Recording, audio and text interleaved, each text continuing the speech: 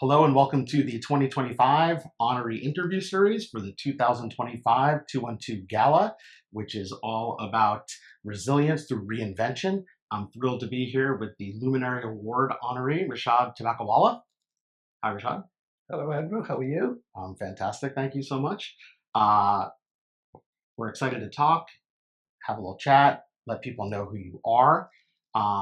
For those who don't know you and are familiar with your long, distinguished career, can you tell us a little bit about what you're up to these days in the industry, in and around the industry? Because you do a handful of things. For anyone who follows Rishad, he's an incredible follow on all platforms. Sure. So these days, I spend my time helping people see, think, and feel differently about how to grow themselves, their teams, and their business. And I do it in three ways: one-to-many, one-to-some, and one-to-one. One-to-many is a way of saying content. So I've written 2 books. I have a podcast, a Substack, and a YouTube channel. One-to-some is a way of saying speaking. So I do keynotes, executive offsites, and workshops. And one-to-one is advisory, not consulting. Consulting is real work. Advisory. And I advise a few companies, including one that I used to work for 37 years. Amazing. Some of the things I'm familiar with, the future does not fit in the containers of the past, reinventing work. Right. Could you tell us a little bit about each of these? Sure. programs? So right now I'm focused in 3 areas. One is what I've always been somewhat known for, which is future and innovation. So I call that the future does not fit in the containers of the past initiatives. And that includes a Sunday Substack, which is read by about 31,000 people.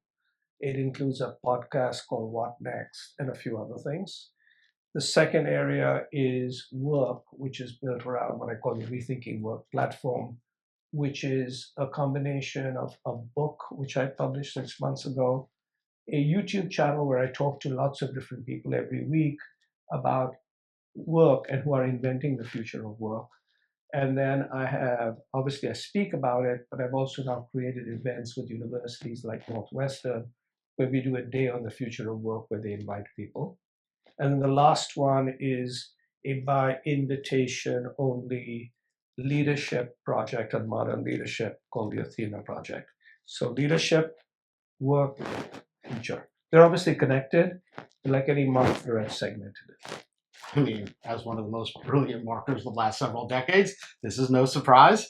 And all of you can follow a lot of these projects online at your favorite place, like I said, except the invitation only leadership series.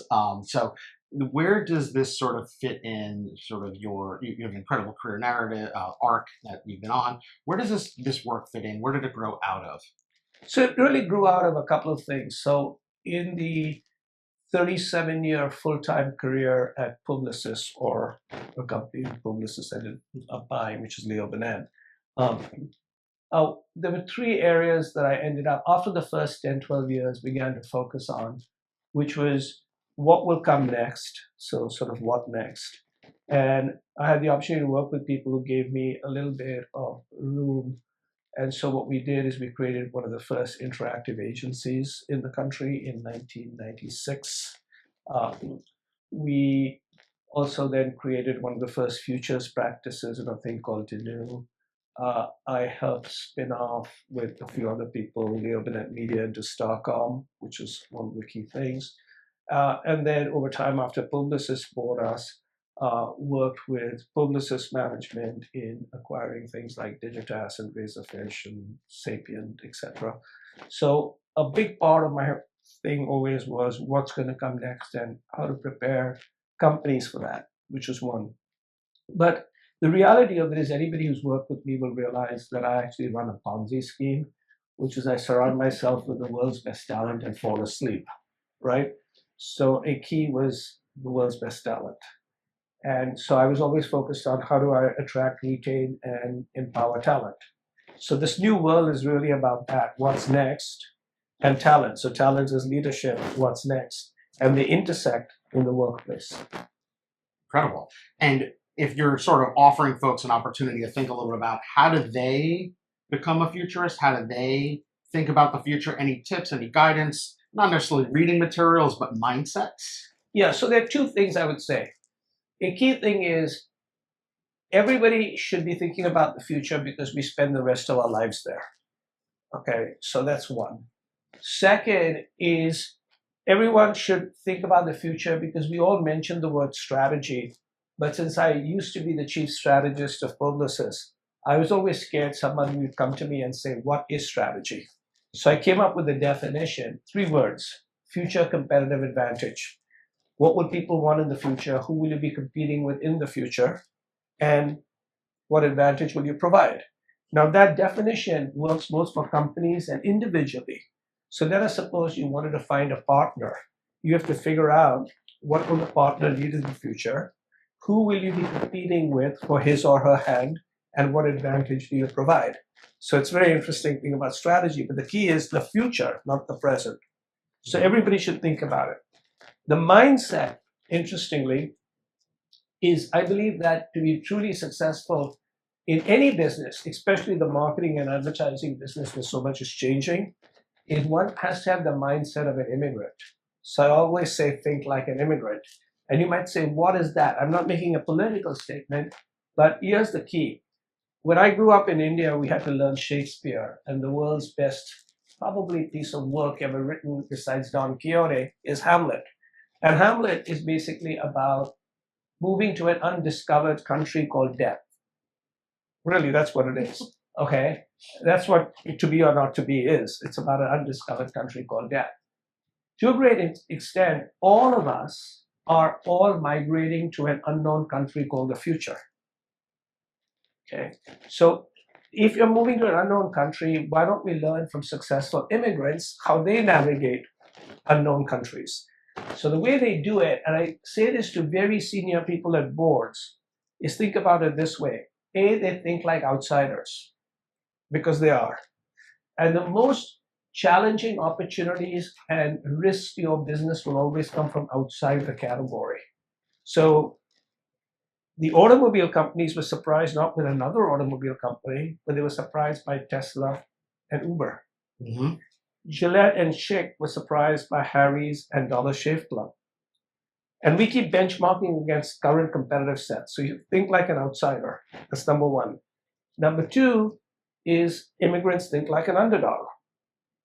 Increasingly, technology allows David to bring down Goliath. IBM did not see Microsoft. Microsoft did not see Google. Google did not see Meta. Meta did not see TikTok. Right? It always came from a different place underneath.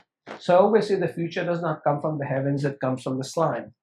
So when somebody tells me they have a castle with a moat, I say, you have a castle, but now I have a source of water with which I will flood you out of your castle. Right? So that's thinking like an underdog. Yep. And finally, think long term. So immigrants will take short-term pain for long-term gain. So when the leader basically says, I have to make my quarterly numbers or my annual numbers, I said, you can be replaced by an Excel spreadsheet. You have the vision and the motivation of a toilet seat. What is that all about? Okay. So those are the key things. Think like an outsider, think like an underdog, and think with a long-term perspective. But definitely focus on the future because we're going to spend the rest of our lives there. I love it. I would say I picked up on a couple things, right? It seems like potentially you like to think in threes. Yes. For sure. We will dig into that in a moment. I also am going to take my third opportunity to say, if you thought that was as brilliant as I did, follow Rishad. Find these nuggets. They come out every week. It's pretty unbelievable. Really insightful stuff. Thank you again for sharing with our audience. We really love it. As you sort of kind of think about this pivot you made, right? You were steering a gigantic organization, or on the Direct Plus, steering a gigantic organization, and then you've pivoted to these projects we've been talking about the last couple of minutes. What was that like for you? Like, was this an obvious pathway to extend to, or has it kind of strategized out and this has all gone to plan, or is it sort of, are you working it through as you go? So I think it's a combination. There was obviously a strategy. As a strategist, I needed to have a strategy. But as anybody will tell you, you have a strategy and then reality interrupts. Okay, people get in the way and other things happen, and then you have to constantly adapt. So what I always wanted to do was eventually end up wanting to work for myself. And because of my first career, I was in a position that I had a trampoline that if I failed, I'd be okay. I was also somewhat fortunate that my old company basically decided that I should remain as an advisor, and they provided me a bit of a scaffolding so I would not fail, right? Because Maurice and others were convinced that this was going to be an extraordinary failure. Not really, but they said, we got to make sure that you don't completely fail. So that was helpful. But the big thing was, I always operated in a very interesting way, which is very loyal to the company and obviously associated with Publicis. But increasingly, I thought of myself as a company of one when I worked inside Publicis. And so I always recommend to everybody, you should think about yourself as a company of one. And a company of one doesn't mean I, me, mine. That's not what it's all about, right? It's basically about, if you're a company of one, it means you have to be proficient at something, because otherwise no one's going to call you, right? You can't hide. You're a company of one. So that's number one. Number two, you have to be very collaborative, because if you're a company of one, you can't get anything done unless you plug and play with other people. And three, as a company of one, you have to continuously and constantly keep upgrading yourself. Otherwise, you'll find yourself not needed anymore. So if you think about that, which is I got to hone a skill, I got to be very collaborative, and I then also have to basically constantly upgrade myself and build a reputation, you should be fine. And if you do that, you can stay in your company for years and years and years, because you will always know that you can potentially get a job somewhere else. Now, I never got a job elsewhere because nobody gave me a job for 27 years, but most people could get a job if they basically build those skills. So I remind them, and especially today when people are worried about things like AI and a whole bunch of things about change. So, you should seize your own future and think about a company of one, but in nowhere am I saying go and operate as a company of one. But if you think and you operate like that about skill sets, collaboration, reputation, constantly learning, you should be successful in any company, even of 100,000. This is a blueprint. Follow the blueprint. Get the success. It's been decades you've been doing this. Decades you were inside of Publicis, take your pick, and now you're on the, you're transitioning more fully to the outside. During that long multi-decade run, maybe earlier on, because it's been an incredibly distinguished career you've had inside of Publicis and now on the outside, was there ever a moment, an aha moment, where you thought, yeah, I've kind of found my thing. This isn't a lark. I'm here. I'm going deeper. This is the full commitment going forward. Yeah. So what you basically do is over time, and I've written one of the most, I would say one of the most read things I've ever written on my Substack is called. It originally was called 10 Career Lessons, and then over time it became 12 Career Lessons. And then recently I updated it to Career Lessons Revisited. So, because as you learn more, you sort of constantly do it. And if there were three things there that I would tell you that you should do is, number one, to answer your question, is when you begin your career, find the least sucky job you can. So a lot of people talk about like vision and my mission. I said, like, get over that. Okay, you have no clue what you're talking about. And any job, when you join a company, you'll get the worst job because all that falls down to the bottom, right? The worst job will come to the bottom and to the very top. That's how, right? So it comes to the very bottom. So just learn. So learn, and so one of the key things is just try to learn as much as you can, and then pay attention to what you're enjoying and what you want to enjoy. Number two, if you're lucky, find an amazing person, a boss, right? Manager. Because your career will be highly dependent on who you work for more than even the company you work for. And I was fortunate I had some very interesting bosses. Once you kind of know where you have a little bit more, where things resonate with who you are, and you have a boss who is both rising, so there's more room for you to grow, then you can find a fit. Because in effect, what you're doing is you're doing something that works for the company and works for you. But if your boss is giving you some degrees of freedom, you can do something very interesting, or your manager or your leader. So those are the things that I would do, which is over time learn, but also recognize that over time you change. So one of the things I always tell people is there's a 9-word exercise that I ask people to do. So people ask me like, what should I do? And if you just Google me and say career turbocharging in my name, you'll find that 9-word exercise. And the 9-word exercise says if you are reduced to 9 words, if there's only 9 words to describe you, what would those 9 words be? It's very difficult, right? So I'll do it for myself. Here we go. So 3 words that describe your niche, which is what are you good at. So over time, mine was future change and innovation. So I put my career towards future change and innovation. And why that's important is it also says what you don't do. So in my entire career, I had every type of title excepting CEO. Okay, I was president, I was chief, innovation officer, chief strategist, all kinds of different things. Because I began to realize that the CEO role also required a great deal of executional and operational focus, which wasn't, maybe I didn't do it very well, but it wasn't very exciting to me. But this other stuff was. So that was one, as you can say, okay, if I really do this, then I can't do that. A lot of people say, I want to do everything, you can't do that. That's one. Second is, people don't follow titles, they follow people.